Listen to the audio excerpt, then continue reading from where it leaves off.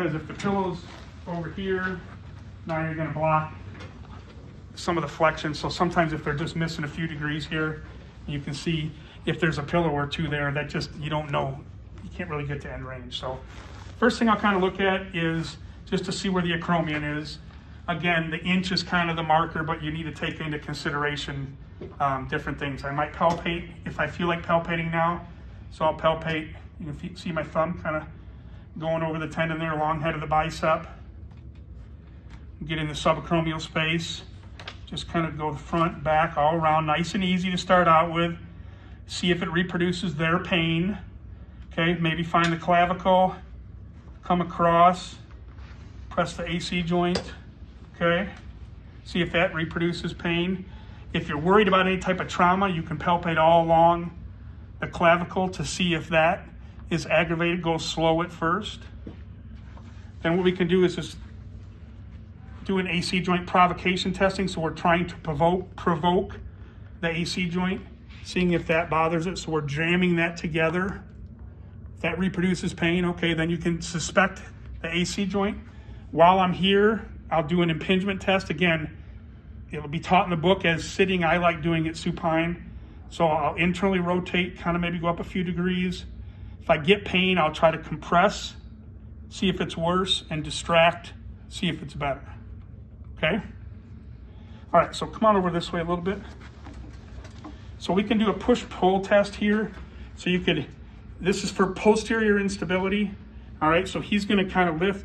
I'm gonna lift up in this arm and then push down. So I'm trying to sublux that shoulder or move the shoulder posteriorly. Okay? You can do a drawer test where you're kind of scouring again here. Remember the plane of that scapula. So if you are pushing, you probably want to kind of push a little bit that way to see if he has any symptoms. Start out slow, gradually increase, okay? All right, so we did the palpation. So we could do, when we're doing just passive range of motion, we're gonna look at flexion. He's good here, maybe just bounce a little bit at the end, nice and slow, just to make sure, looking at his shoulder blade. If you're worried about it coming out too far, you can stabilize that scapula and see how much pure motion he has. Then we'll bring him into internal rotation. So I'll rest it here a lot of times because I want to feel kind of the coracoid and see when it starts to pop up. And I'll show you like here.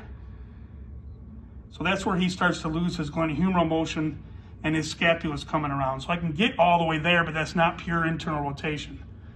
So you can either palpate for that coracoid to start moving, and that would be where I would measure his internal rotation, or he's going to lose it when I come up.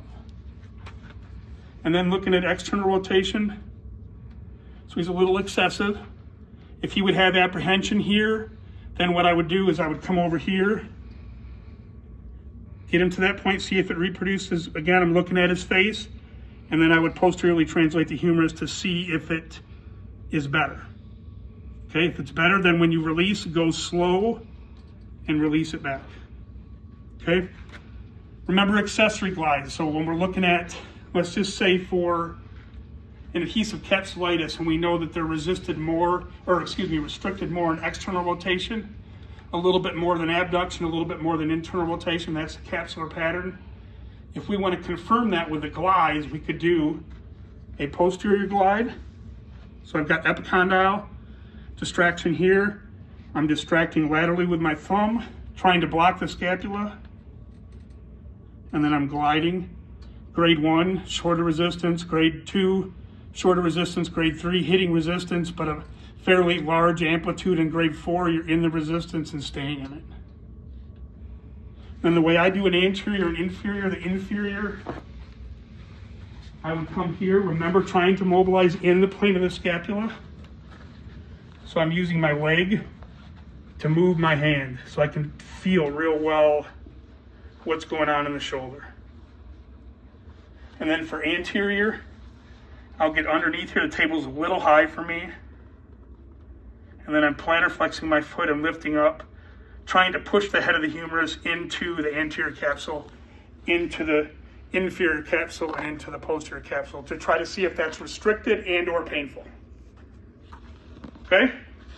Questions? Did I get everything on the list?